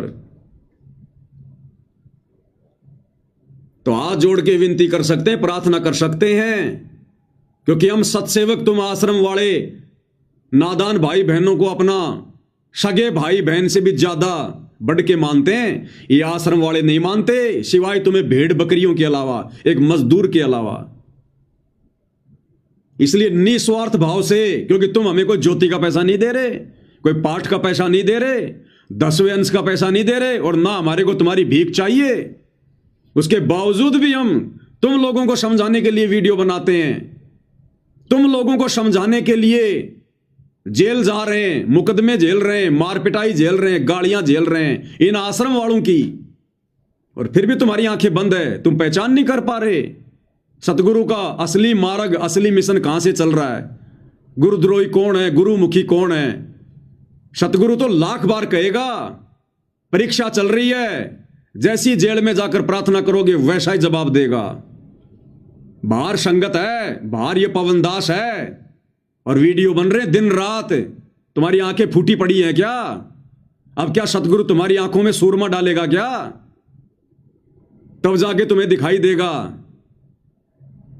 ये मोतियाबिंद का ऑपरेशन कर लो सत्संगति की वीडियो देखकर, नहीं तो दुर्गति दरवाजे पर खड़ी है आश्रम वालों, दुर्गति दरवाजे पर। सतगुरु ये पाखंड देखने नहीं आता, पाखंड करवाने नहीं आता। तो विनती कर रहे हैं और विनती कर सकते हैं, इससे ज्यादा हमारे पास चारा नहीं है। ये मार पिटाई करना, लड़ाई झगड़ा करना, गुंडे मवालियों वाली हरकत करना, मुकदमेबाजी करना, ये तो इन सतलोक आश्रम वालों के घटिया कर्म है, सतसेवकों के नहीं है। हम तो अंत तक उसी मार्ग पर चलेंगे जो मार्ग गुरुदेव भगवान ने दिखाया है। तो विनती कर सकते हैं, प्रार्थना कर सकते हैं, इससे ज्यादा हमारे हाथ में कुछ नहीं है। बाकी तुम्हारे कर्म, क्योंकि सकल पदार्थ है जगमाही, कर्महीन नर पावत नाही। अब आज के संदेशे के बाद में कोई कर्महीन, कोई कर्म ठोक भगत होगा जो 5 मिनट बैठकर विचार नहीं करेगा। और अगर सच्चे हृदय से गुरु जी से अरदास करके कि हे दीनदयाल, हे गुरुदेव भगवान, बात तो बिल्कुल सही है, काम तो इन आश्रम वालों के द्वारा सारे मर्यादा तोड़वाने वाले हो रहे हैं, हे परमेश्वर दास का मार्गदर्शन करो, मुझ तुच्छ बुद्धि पर दया करो, हे मालिक मुझे सच्चाई से अवगत करवाओ। अगर सच्चे हृदय से, सच्ची नीयत से, नीर खीर का निवेरा करने की दृष्टि से अगर गुरुदेव भगवान के पास में 5 मिनट बैठकर भी चिंतन करोगे, अरदास करोगे, परमात्मा तुम्हें रास्ता दिखाएगा। और देखना शुरू कर दो सत्संगति की वीडियो। तुम अपने सतगुरु के गुलाम हो, सतगुरु के कलयुगी परिवार के गुलाम नहीं हो, इन कोऑर्डिनेटरों के गुलाम नहीं हो। अरे हम सत्सेवक भी तुम्हारे सामने, ना किसी आश्रम में जाते, ना किसी फर्जी नामदान सेंटर पर जाते, ना कहीं नाम शुद्ध करवाते, ना किसी को ज्योति और पाठ देते, इनको पात्रों के हाथों में ज्योति और पाठ का पैसा नहीं देते, इनके पीले पर्चों पर नहीं चलते, इनके घटिया कुकर्मों पर नहीं चलते, और ज्ञान को आधार बनाकर घर बैठकर मर्यादाओं में रहकर गुरु को परमेश्वर मानकर भक्ति कर रहे हैं। और तुम लोगों से लाख गुना ज्यादा इस भक्ति मार्ग पर आत्मिक शांति अगर किसी को है तो हम सत्सेवकों को है। अगर गुरुदेव भगवान की छप्पड़ फाड़ दया किसी पर है तो हम सत्सेवकों पर है। साध संगति से संकल्प नाम दीक्षा लेकर जुड़ा हुआ भगत और इन शतलोक आश्रमों से सार शब्द प्राप्त भगत, अगर उन दोनों की तुलना की जाए तो वो सार शब्द प्राप्त भगत मर्यादा, भक्ति और समर्पण भाव में उस संकल्प वाले भगत के पैर के नाखून के बराबर भी नहीं है। नाखून के बराबर भी। डिबेट करनी हो तो कभी ज्ञान आधार से डिबेट कर लेना, भक्ति भाव देखना हो, भगत का आचरण देखना हो, बोलचाल देखना हो, वो देख लेना। और कैसे समझाएं तुम्हें, प्रत्येक उदाहरण है तुम्हारे सामने, प्रत्येक उदाहरण है। और फिर भी नहीं समझोगे, फिर तुम्हारे जैसा निर्भाग कोई धरती पर नहीं। फिर तो परमात्मा कहते हैं कि ऐसे भक्तों को जन्म देने वाली मां को भी लानत है। पापी प्रभात ना बेटो, मुख देखे पाप लगे जिसका, 9 मास अपने गर्भ में कष्ट दिया, धिक्कार जन्म उसकी मां का। तो विचार कर लेना, अगर जरा भी ये तत्व ज्ञान की बूंद भी, गुरुदेव के तत्व ज्ञान की अगर एक बूंद भी तुम्हारे अगर भेजे में समाई है तो 5 मिनट बैठकर शांति से विचार कर लेना। ये आत्म कल्याण का मामला है। तुमको ये बढ़वागिरी करने के लिए सतगुरु रामपाल जी से उपदेश लेकर भक्ति नहीं कर रहे, तुम भक्ति के लिए कर रहे हो, आत्म कल्याण के लिए। और तुम्हें चिंता ही नहीं अपने आत्म कल्याण की। तुम्हें कोई भी ऐरा गहरा नथु बहरा एक पीला पर्चा निकाल कर कि मैं तुम्हारा कोऑर्डिनेटर हूं, मैं गुरु जी के परिवार वाला हूं, मैं आश्रम संचालक हूं, तुम्हारे को कुछ भी बोल देता और तुम भेड़ की तरह उनके पीछे पीछे हो लेते हो। कहां मर गई तुम्हारी कॉमन सेंस? अरे तुम्हारी आंखों के सामने वीडियो कॉल आती हैं इन आश्रमों में, और इन आश्रमों में प्रार्थना की जाती है, गुरुदेव वृक्षारोपण करने के लिए, पेड़ लगाने के लिए आज आश्रम में 5000 भगत आ गए। और तुम्हारी आंखों के सामने गुरुदेव भगवान कहते हैं फिर कि रे भगत तो इनमें 5 भी नहीं है, भगत तो इनमें 5 भी नहीं है।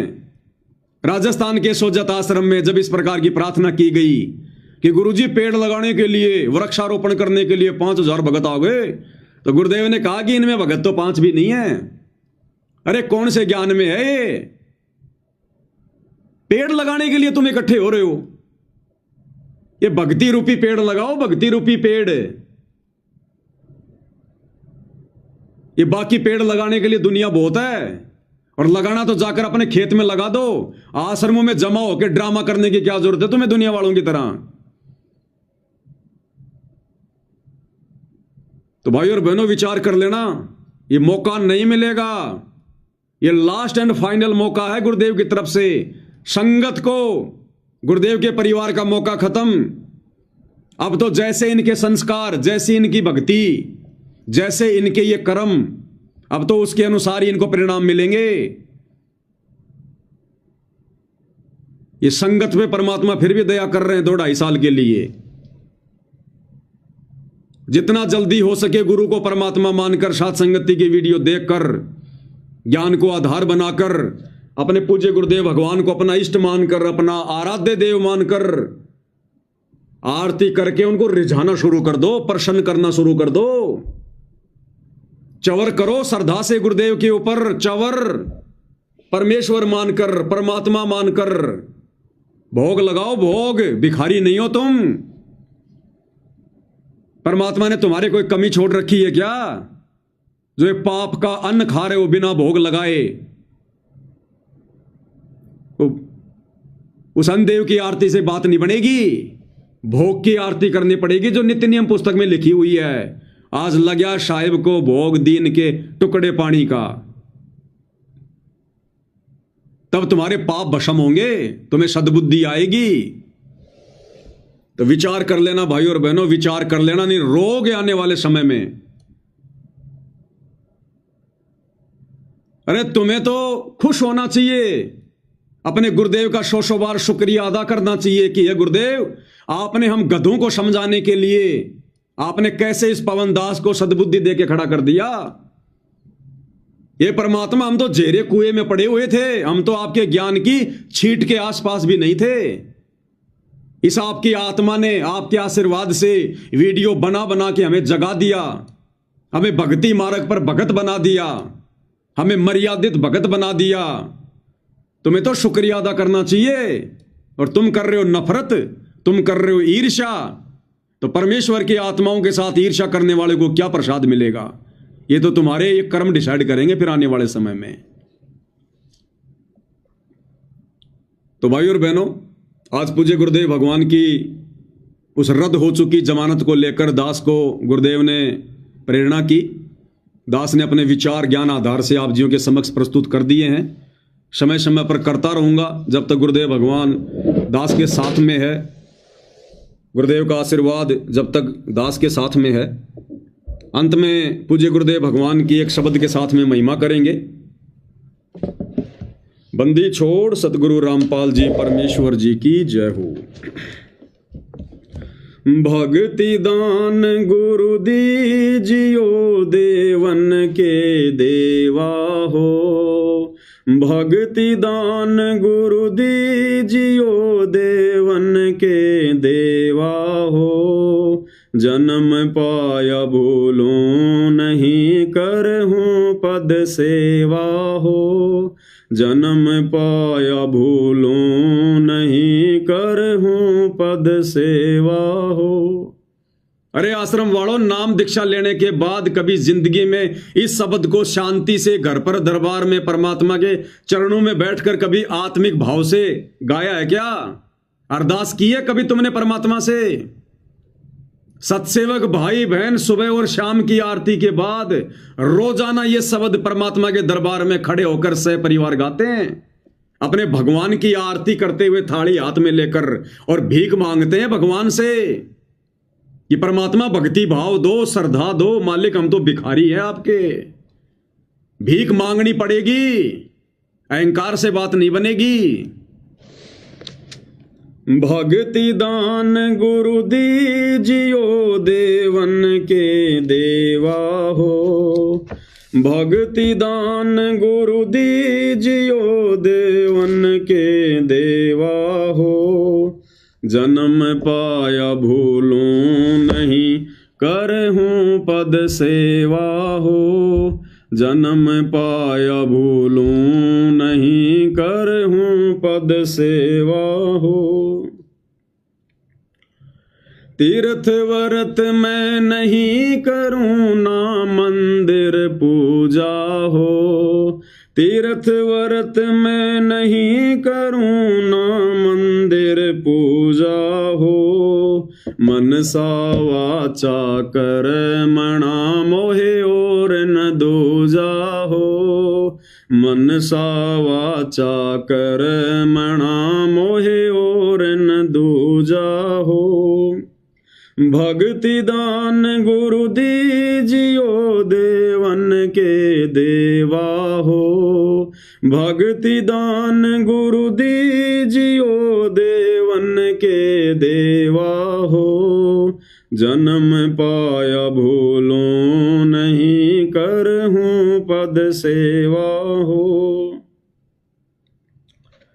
अष्ट सिद्धि और नौ निधि बैकुंठ कवासा हो, अष्ट सिद्धि और नौ निधि बैकुंठ कवासा हो।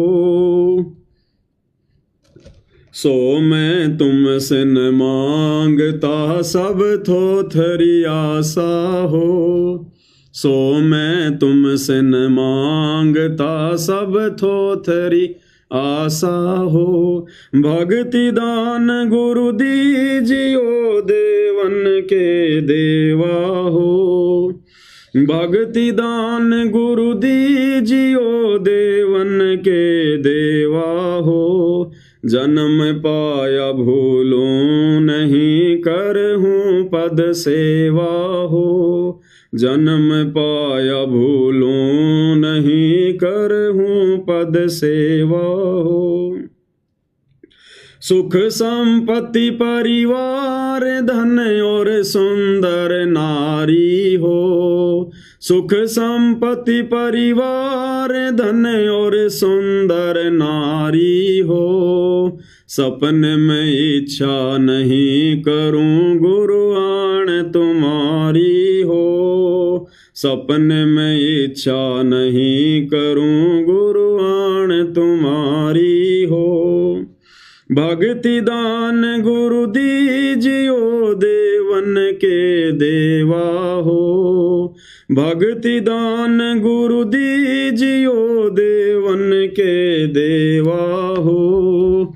जन्म पाया भूलूं नहीं, करहूं पद सेवा हो। जन्म पाया भूलूं नहीं, करहूं पद सेवा। इसमें भाई और बहनों एक लाइन है, क्योंकि आज नेपाल से कमला बहन का फोन आया था, तो बहन ने थोड़ा समाधान चाहा है कि भगत जी ये जो शब्द हम गाते हैं सभी सत्सेवक भाई बहन सुबह और शाम की आरती के बाद में गुरुदेव के दरबार में, उनकी 5 दीपक वाली आरती के साथ आरती उतारते हुए, तो इसमें हम कहते हैं कि सुख संपत्ति परिवार धन और सुंदर नारी हो। तो भगत जी हम जो बहनें हैं, कि हम बहनों ने भी यही बोलना है कि सुख संपत्ति परिवार धन और सुंदर नारी हो? क्या हम ये नहीं बोल सकते कि सुंदर व्यक्ति हो या सुंदर पुरुष हो? देखो बहन जी, कुछ शब्द ऐसे हैं, उन शब्दों को हमने एज इट इज ही बोलना होता है, उसी हिसाब से। हमारे भाव तो परमात्मा जानते ही हैं। अगर कोई माता बहन अगर ये शब्द गाएगी कि सुंदर नारी हो, तो मालिक तो अंतर्यामी है ना, हम तो उनके समक्ष खड़े होकर विनती कर रहे हैं ना। तो माता बहनों तो जो माता बहनें हैं वो तो उनका जो भाव होगा वो तो जो है वो पुरुष को लेकर होगा कि मैं शौपन में भी कोई पुरुष की इच्छा नहीं करूंगी। आपका ज्ञान समझ में आने के बाद हे परमेश्वर आत्म कल्याण के लिए मैं शौपन में भी रमैनी करने की नहीं सोचूंगी, नहीं सोचूंगा। शौपन में भी स्त्री के विषय में नहीं सोचूंगा। आपका ये ज्ञान समझ में आने के बाद, उससे पहले जिसकी हो गई हो तो हो गई हो, और उससे पहले जिसकी शादी रमैनी हो चुकी है, और अब यदि उसको ये बात समझ में आ गई है कि कामी क्रोधी लालची इनसे भक्ति ना होए, भक्ति करे कोई सूरमा जात वर्ण कुल खोए, और विषय वासनाओं में रत भगत को तो परमात्मा ने कामी कीड़ा बताया। कामी कीड़ा नरक का। तो गुरुदेव भगवान को तो अच्छे से पता है, वे तो अंतर्यामी हैं कि माता बहनें क्या सोच रही हैं, क्या कहना चाहती हैं, उनके क्या भाव हैं। क्योंकि देखो बहन, अगर हम सभी इसी प्रकार से, क्योंकि हर शब्दों में कहीं न कहीं बहुत सारी बातें ऐसी हैं, अगर हम हर शब्द में चेंज करने लग गए तो जब हम भगत भाई बहन आने वाले समय में हम कभी इकट्ठा होंगे और मिलकर गुरु की महिमा करेंगे, तो किसी के सुर क्या होंगे, किसी के सुर क्या होंगे, तो सतगुरु की महिमा में फिर विघ्न पड़ेगा। तो गुरु अंतर्यामी है, हमारे भाव को अच्छे से वो समझ रहे हैं। दूसरी बात, संध्या आरती के लास्ट में जो हम सतगुरु की महिमा करते हैं कि गुरुदेव भगवान की, कि अंतर्यामी एक तुम आत्म के आधार, जो तुम छोड़ो हाथ तो मैं कौन उतारे पार। और फिर हम शब्द गाते हैं कि मेरे गुरुदेव भगवान दियो काट काल की फांसी। इसमें अंतिम चौपाई से पहले एक चौपाई आती है, जिस चौपाई को हम सत्सेवक भाई बहन नहीं बोलते हैं, और पूज्य गुरुदेव भगवान उसको बोलते हैं। और क्या कहते हैं कि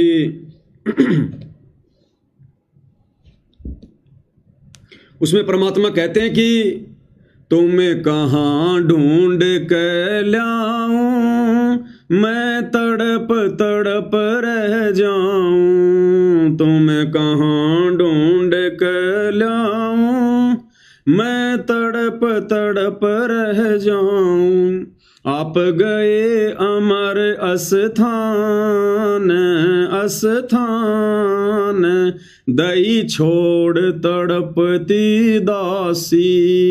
आप गए अमर अस्थान अस्थान, दई छोड़ तड़पती दासी। तो हमारे गुरुदेव भगवान ना तो कोई दास है ना कोई दासी है।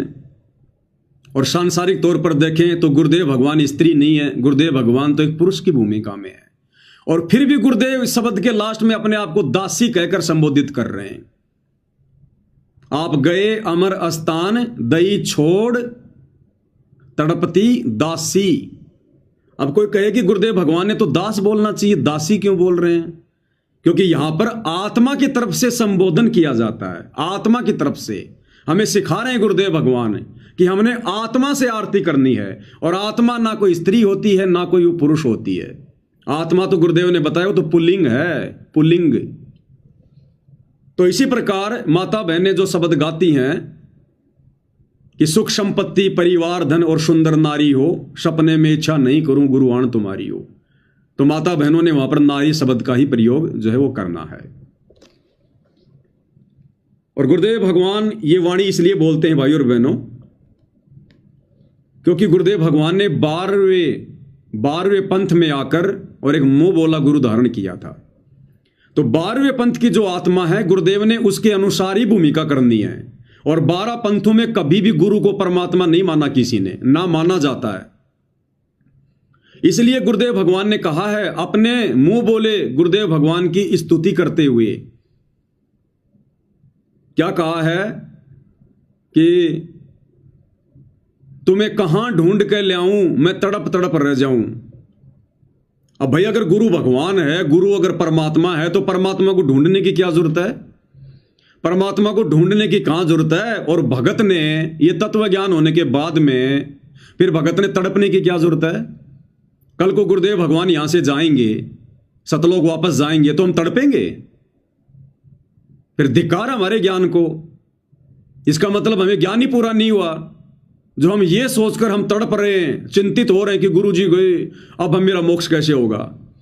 अरे गुरु भक्ति की पूरी खुराक खिला के गया है, मर्यादा बता गया, मर्यादा में रह भक्ति कर, ले लेगा गुरु। वो तो शब्द स्वरूप ही है। पहुंचूंगा एक क्षण में जन अपने के काज, उसके लिए क्या शतलोक क्या पृथ्वी लोग। वो तो दिन में 1,00,000 बार शतलोक जाता है, 1,00,000 बार आता है। लेकिन गुरुदेव भगवान ने 12वें पंथ से मुंह बोला गुरु बनाया था। तो 12वें पंथ के नियम अनुसार कि उन 12 पंथों में किसी ने भी गुरु को परमात्मा नहीं माना, और ना 12 पंथों के गुरु थे परमात्मा। हालांकि आदरणीय गरीबदास जी स्वयं जो है परमात्मा थे, लेकिन भूमिका उन्होंने 12वें पंथ के अनुसार की। इसलिए 12 पंथ से जुड़ी आत्माओं ने कभी भी अपने गुरु को परमात्मा की दृष्टि से नहीं देखा। तो गुरुदेव भगवान ने भी वैसी जो है वो लीला करनी थी। तो 12वें पंथ की आदि अधूरी नादान आत्माओं के आधार से गुरुदेव भगवान कह रहे हैं कि हे गुरुदेव भगवान, जब आप हमें छोड़ के चले जाओगे, सतलोक चले जाओगे, तो हमारा क्या होगा? हम तो आपकी याद में तड़पेंगे, फिर रोएंगे। आपने इस दासी को छोड़ दिया यहां पर, आत्मा को। तो हमने इस प्रकार की बेवकूफी नहीं करनी है। इस 13वें यथार्थ कबीर पंथ में सतगुरुदेव भगवान के सतलोक जाने के बाद हमने उसी उमंग से, उसी लगन से, उसी श्रद्धा से, जैसे आज हम वर्तमान में भक्ति कर रहे हैं, जैसे आज हम वर्तमान में अपने घर पर शब्द रूप में गुरु जी को विराजमान करके भक्ति कर रहे हैं। उदाहरण के लिए मान लो भाई और बहनों, आज 25/9/2025 को जो गुरुदेव की जमानत होनी थी, मान लो ये जमानत परमात्मा जज में प्रेरणा करके स्वीकार करवा लेते। अभी आश्रम वाले क्या करते? ये तो किसी के बाप को भी खबर नहीं होने देते, क्योंकि हाईकोर्ट का सख्त आदेश है, भीड़ जमा नहीं होनी चाहिए। तो ये क्या करते? चुपचाप गाड़ी में बैठा के गुरुदेव को कहीं ले जाते, रोहतक में या धनाना में या कहीं और मुश्किल से 10-15 भक्तों तक ये बात रहती कि हाँ गुरुजी बाहर आ गए। बाकी संगत को कानों कान ये लोग खबर नहीं होने देते, और ना आप और हम सत्सेवकों को इस बात की होती खबर। हालांकि वर्तमान में तो बहुत सारे सोर्स हैं हमारे पास में, गुरुदेव के मुकदमों की सारी नकल है, उनके नंबर हैं, हम जब मर्जी कंप्यूटर में 2 मिनट में देख लेंगे जमानत हुई कि नहीं हुई। जैसे कि आज हमने देख लिया, और इन आश्रम वालों ने सूचना नहीं दी संगत को कि जमानत रद्द हो गई। ये कहते हैं हमने शाह न्यूज चैनल बनाया है, सतलोक आश्रम न्यूज चैनल, सच तो हम दिखाएंगे। अरे अपने भक्तों को तो सच दिखा दो जो तुम्हें दान धर्म दे रहे हैं।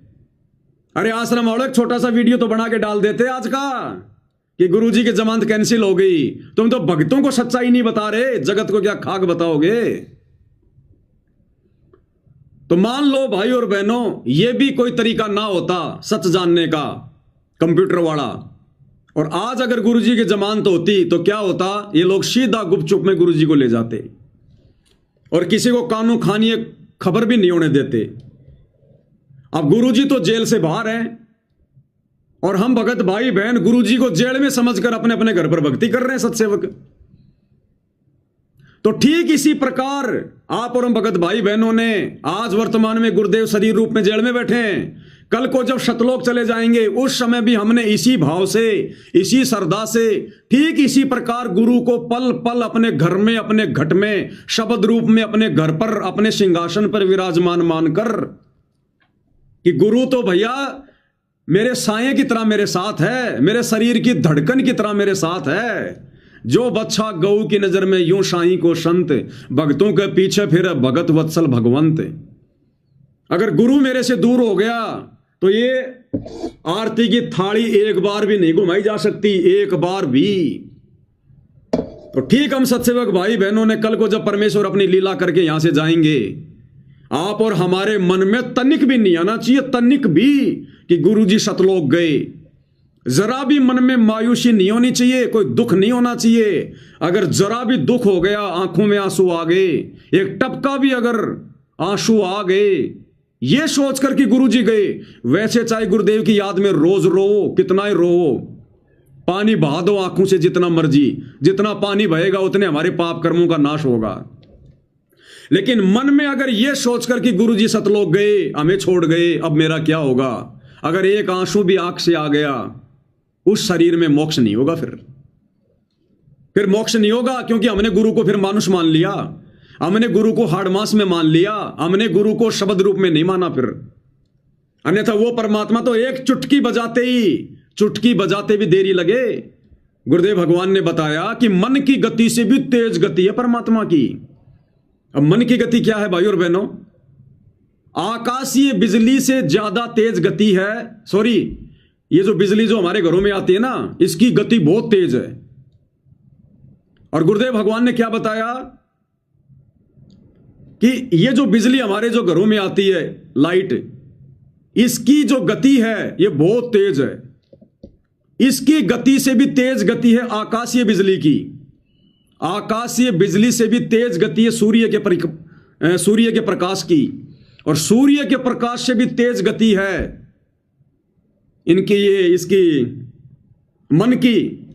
सूर्य के प्रकाश से भी तेज गति है मन की गति, और मन से भी कई लाखों गुना तेज गति है परमात्मा की। पहुंचूंगा क्षण एक में जन अपने के काज, हिरणाकुश उदर विदारिया नरसिंह जी धरलू साज।